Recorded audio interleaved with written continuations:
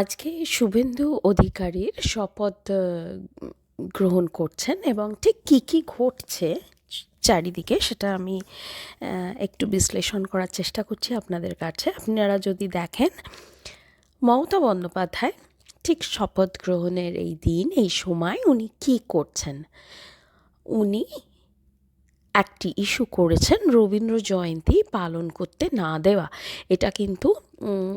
এটা কিন্তু জাস্ট শুধু নিজের রবীন্দ্র জয়ন্তী পালন করতে চাইছেন সেরকম কোনো ব্যাপার নয়। আসলে এগুলো যথেষ্ট ভালোভাবে বোঝার জিনিস।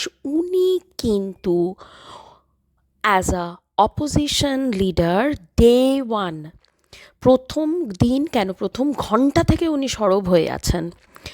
উনি ওনার বাড়ির সামনে একটি রবীন্দ্র জয়ন্তী করার অনুষ্ঠানের আয়োজন করেন এবং সেটি করেন এবং মঞ্চে উঠে প্রথমেই ওসব রবীন্দ্র জয়ন্তী, রবীন্দ্রনাথ ওইসবের কোনো কিছু উল্লেখ না করেই উনি ওনার বক্তব্যটা শুরুই করেন, আমরা এই অমুক অমুক জায়গায় রবীন্দ্র জয়ন্তী করার জন্য অনুরোধ করেছি এবং আমাদের করতে দেওয়া হয়নি।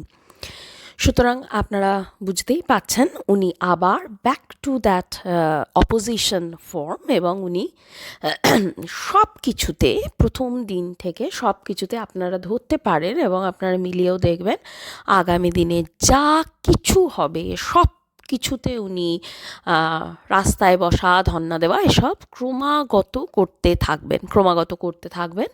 এখন প্রশ্নটা হচ্ছে কি, ওনার সাথে কারা থাকবে, কজন থাকবেন, সেটা দেখার বিষয়। অবশ্যই দেখা যাক। সেলিব্রিটিরা তো আর প্রায় কেউই নেই, সবাই এসছিল নিজের ধান্দায়, নিজের পকেট গোছানোর জন্য এবং সেটা এখন আবার যদি বিজেপিতে যোগ দিয়ে সেটা করা যায়, তারা বিপুলভাবে সেই প্রচেষ্টা করছে। এবং সেলিব্রিটিদের মধ্যে দুটো ধরন আছে।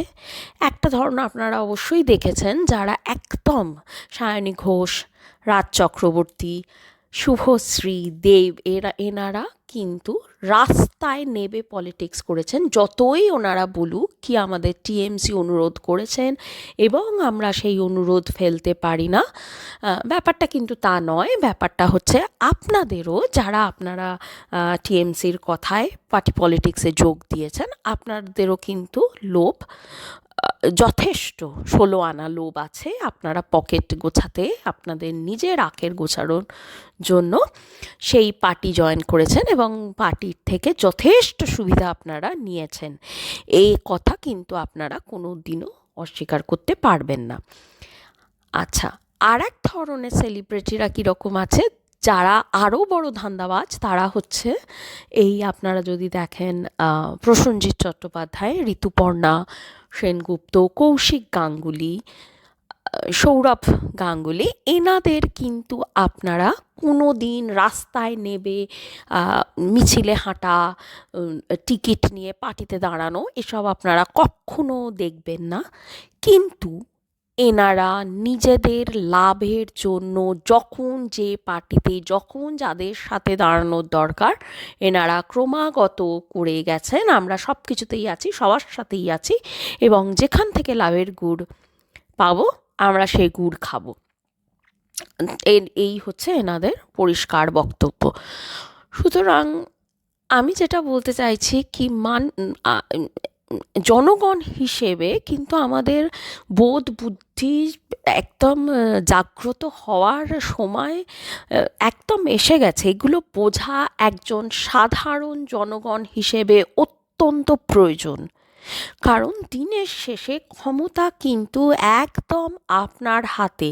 তা আপনি শুভেন্দু অধিকারীকে সিএম করেই নির্বাচনে জিতিয়ে আনুন না কেন, বা একটা প্রসেনজিতের ছবি যদি রিলিজ করে, তার জন্য কিন্তু ক্ষমতা আপনারই হাতে। আপনি টিকিট কেটে সেই ছবি দেখতে যাবেন এবং তার সাকসেসের ওপর ডিপেন্ড করছে প্রসেনজিৎ হবে নাকি তিনি একদম ইতিহাসের পাতায় মিলিয়ে যাবেন। সুতরাং ক্রমাগত যা চলছে সেগুলো দেখে কিন্তু আমার মনে হয় জনগণকে সব সময় সজাগ থাকা অত্যন্ত প্রয়োজন। কী দিয়ে, কিসের ভিত্তিতে, কাকে কীরকম করে জাজ করতে হবে সেটা তার বিচার বুদ্ধি দিয়ে বিবেচনা করার সময় এসে গেছে।